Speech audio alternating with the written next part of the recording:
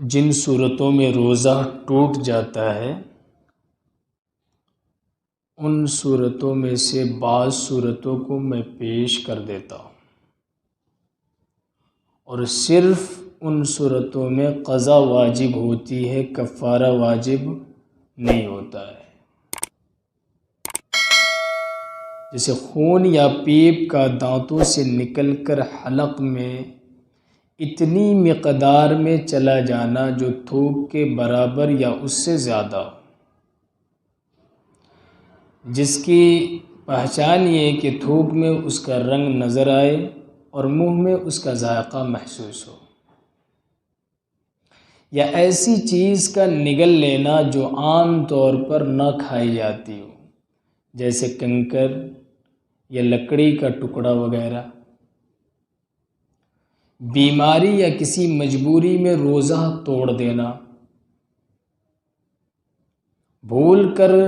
کھانے پینے کے بعد یہ سمجھ کر کہ اب میرا روزہ ٹوٹ گیا ہے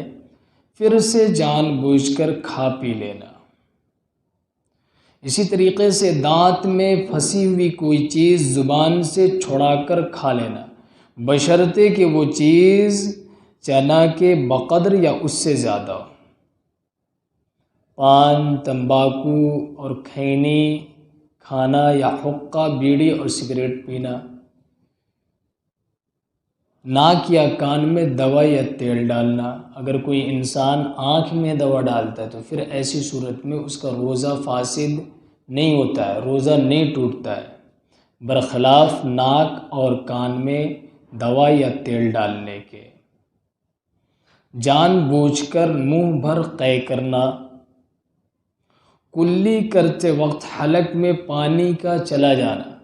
جبکہ کلی کرتے وقت اسے روزہ یاد ہو۔ روزے کی حالت میں سفر شروع کرنے کے بعد سفر کی شدت کی وجہ سے روزے کو توڑ دینا،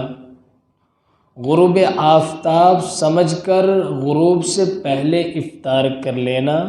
یا رات سمجھ کر صبح صادق کے بعد سحری کھا لینا۔ تو یہ وہ تمام صورتیں ہیں جس کے اندر روزہ ٹوٹ جاتا ہے، روزہ فاسد ہو جاتا ہے، اور صرف قضا واجب ہوتی ہے، کفارہ واجب نہیں ہوتا ہے۔